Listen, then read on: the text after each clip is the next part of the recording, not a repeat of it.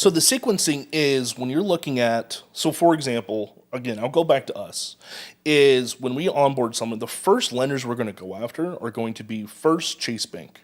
Chase Bank is because of the 524 rule.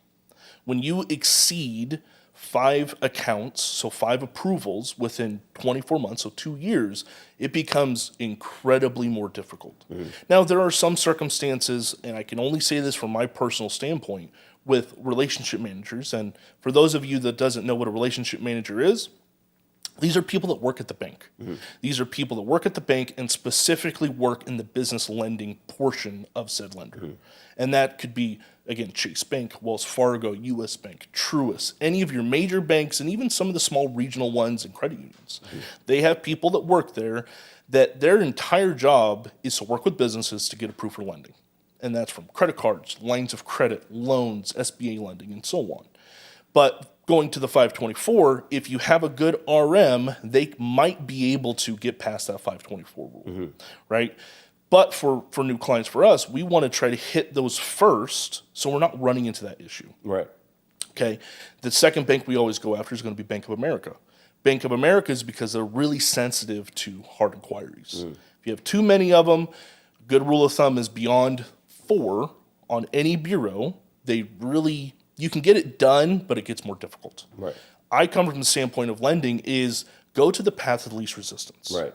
Right. Don't try to bulldog your way through a funding sequence. Right. Look at it, be strategic with it. Look at where the banks are going to pull that hard inquiry from, because again, hard inquiries can be the silent killer. Look where they're going to pull from, and then either go after one bureau or go after multiple.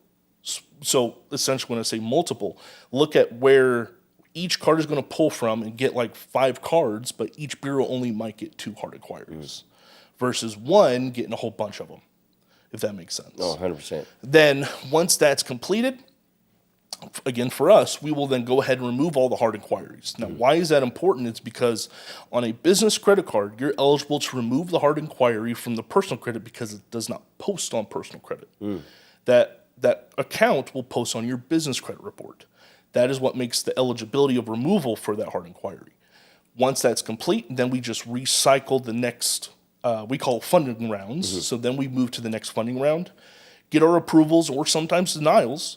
And that's something that someone has to be very cognizant of. And a denial is not the end of the world. Right. You just get the inquiry removed, but you have to learn, why was that account denied in the first place? Right. And if you can kind of see a pattern, oh, it's all indicating to this one thing, we will put a pause on the funding rounds, fix whatever that problem is, and then resume. Gotcha.